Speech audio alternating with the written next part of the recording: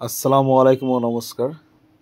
আপোনালোকে ইতিমধ্যে জানে যে 3 মাহ ধৰি নিচিমপুৰ যিটো বান্ধ নিৰ্মাণ হৈ আছে সেয়া আপোনালোকৰ অৱদান। আমাৰ অত্ৰ অঞ্চলৰ ৰাইজ দান বৰংগনি আৰু বিনা পাৰিশ্ৰমিকত কাম কৰি আছে। ইফালে ৰোজাৰ দিন তথাপি চাওক কিমান কষ্ট কৰি কাম কৰি আছে। এয়া জিঅ' বেগৰ কাম চাওক, এতিয়া জিঅ' বেগৰ কাম কৰি আছে, দ্ৰুত গতিত চলি আছে।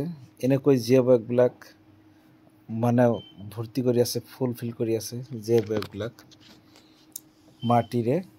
তাৰপিছত লাহে লাহে লাহে লাহে আৰু মানে ভৰ্তি কৰাৰ পিছত তাৰপিছত আকৌ এফালৰ পৰা দি থাকিব। মই সেইকাৰণে আহ্বান কৰিছোঁ আপোনালোকক, অত্ৰ অঞ্চলৰ ৰাইজক আপোনালোকে বহুত সহযোগিতা কৰিছে এই বান্ধ নিৰ্মাণ কৰাৰ কাৰণে।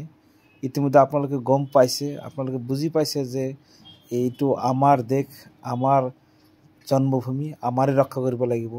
সেয়ে আজি আপোনালোকে দান বৰংগনি দিয়াৰ পিছতো আকৌ বিনা পাৰিশ্ৰমিকত কাম বন কৰি আছে।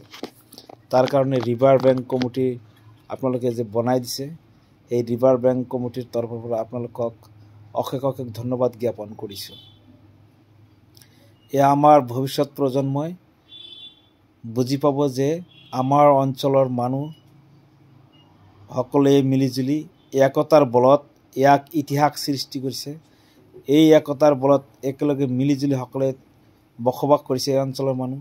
আমিও তেনেকৈ মানে বসবাস কৰিম, আমি মিলা প্ৰীতিৰে হিন্দু মুছলিম জৈন খ্ৰীষ্টান আমি মিলা প্ৰীতিৰে থাকিম। এয়া আদৰ্শ অনুকৰণ কৰিব বুলি মোৰ দৃঢ় বিশ্বাস। ইয়াৰ পৰা বহুখিনি জ্ঞান অৰ্জন কৰিব পাৰিব। অকল মানে আমাৰ জন্মভূমি ৰক্ষা নহয়, ইয়াৰ পৰা বহু কথা বুজি পাব।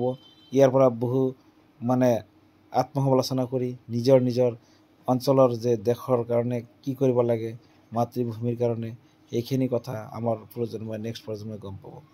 আৰু ইফালে বুঢ়া বুঢ়ী যিটো মিলনভূমি, হিন্দু মুছলিমৰ যিখন মিলনভূমি, তাতেও মানে এটা কাম এই ৰিভাৰ বেংক প্ৰটেকশ্যনৰ পৰা কৰিছে।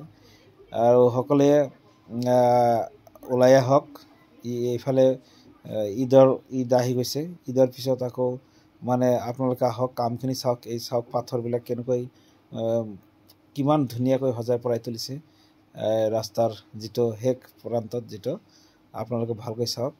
সেয়ে আহ্বান কৰোঁ, ৰিভাৰ বেংক প্ৰটেকশ্যন কমিটিৰ তৰফৰ পৰা আহ্বান কৰোঁ যে আপোনালোকে ঈদৰ পিছত বা আগত মানে পিছদিনা আহিলেও আপোনালোকে কামখিনি চাওক। আৰু যেনেকৈ দান বৰংগনি দি সহযোগিতা কৰিছে, ঠিক তেনেকৈ আৰু বেছি বেছিকৈ দান বৰংগনি দি এক সপ্তাহৰ ভিতৰত কামখিনি শেষ কৰিব বুলি আশা কৰিছোঁ।